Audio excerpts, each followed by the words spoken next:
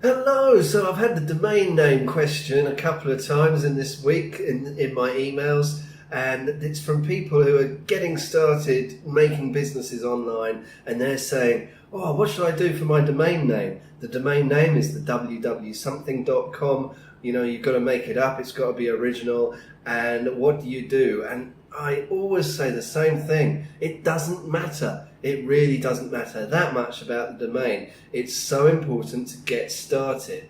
Now, what I've done, I think this is good advice. Other people may disagree with me, but my name, Rob Cubbon, I was lucky, the surname is quite rare, so I could register Rob Cubbon, which I did in 2005, and it was a .com, and I've stuck to it ever since, and I think that has really helped me. Why? It means because I could write and blog about a variety of different subjects. At first, all I was blogging about was graphic design. Graphic design for about 2 years before I started talking about web design.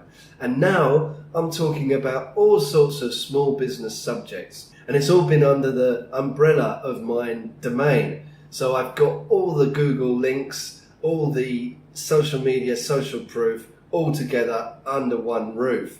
And I didn't limit myself by using a domain about graphic design, for example, which would have meant that I couldn't talk about anything else apart from graphic design, which would have been a great shame.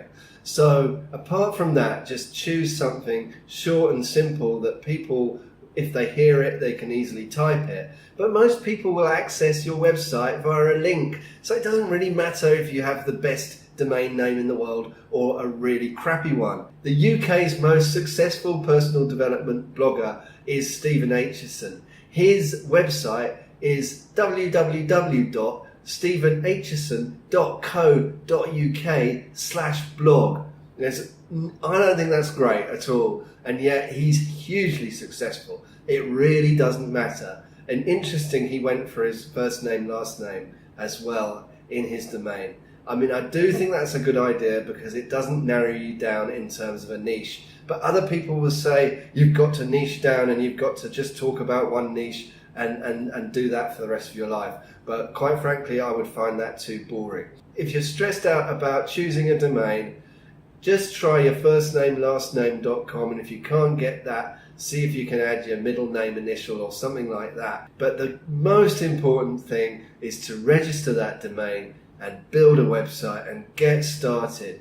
Just try some online business, create some valuable free content and see if you can grow a business, see if you can grow an audience. My name's Rob Cubbon. I'll see you in another video.